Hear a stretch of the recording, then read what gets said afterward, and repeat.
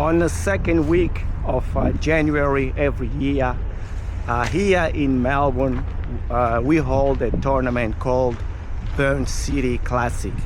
And in this video, I would like to tell you what has changed on Burn City Classic, what has improved, what has not changed, what should change, what could change, and so on and so on and so on. If you are keen, stay until the end, because at the end I've got a bonus for you that you will thank me later. So as I said, the second week of January every year, Melbourne, the city where I live, holds a street basketball tournament 5-on-5 called the Burn City Classic. I've been a part of it since it started, which happened last year, January 2024, and this year, January 2025. There's been some changes that I wanted to share with you and also inform you about. Well, let's start with what has not changed, and is the format of the tournament. So with the format of the tournament, what has not changed is the same as last time. So what happened is, if you everybody plays everybody, and if you win all your games, you automatically qualify for the finals. On the finals, you get 2 chances. It means you can lose the final on the first game, and then if you win the second game, you win the tournament. Pretty much, if you don't win all your games on the round, you have 1 shot on the finals, and if you do win all your rounds on the round, you have 2 shots to win the title. So this is something that we did last year, and it has not changed. It's still happening today, this year, and it was great. People are getting used to it, the new format, and they are adjusting to it really well and playing differently accordingly. The tournament is very competitive. As you can see, I'll put some videos up here so you can see how competitive it is and how great it is, and how much the community supports the tournament. And the weather, Melbourne's weather definitely helps. When the weather is so good like today, beautiful sunny day, is always a good tournament. It is always a good atmosphere. So if you're wondering where I am at Albert Park. So it's just minutes from Melbourne. So the city of Melbourne is over there. So that's the city of Melbourne, and the Albert Park Lake is sort of here. It goes all the way back behind me, and then I'm back here. So there was one thing that the tournament has got that format. What has changed on the format this year, though, is that they have decided the winners and runners up from last year, they were allowed to go straight to the semi-finals, quarterfinals. They didn't have to play any round games.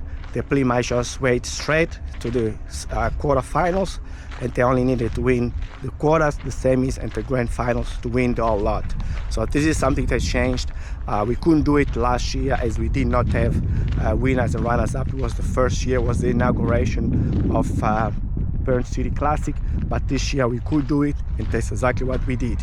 So I hope people like this format and enjoy that. So one thing that definitely changed, and it was magnificent, it was first time I've seen it with great success, was the fact that we now had this year board floors. So most street basketball tournaments, they either play with those rubber sort of things that you stick together on the ground, which are great for knee impact and joint impact. But the board floors that Burn City used for their tournament was first class, never seen before, and it was a massive success. It's almost like playing indoors and playing on a 5-on-5 indoors any basketball arena. Nobody complained about it, and everybody was super excited and super happy. If anything can be improved on the courts, is the rings were way right on the baseline. So maybe the ring should be pushed in, or the pole should be pushed back a bit, so the actually rings are not lined up with the baseline, which made it a lot of out of bouncers stepping out, especially when players jump for the rebound and came down. They sort of stepped either on the line or out of court. So that's the only improvement I have suggested for the tournament next year. All the players were on their best playing ability. They all play really well. They all play really hard. As you can see with the images that I'm showing you right now, it was an amazing tournament. The atmosphere was great.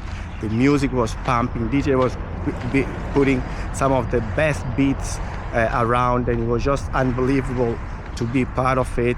I'm definitely going to be part of it next year and the next 100 years to come.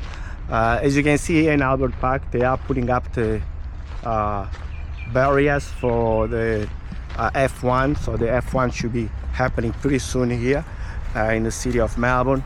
I think this week, and we are still in Feb, so F1 usually happens about end of March, and they're already setting things up.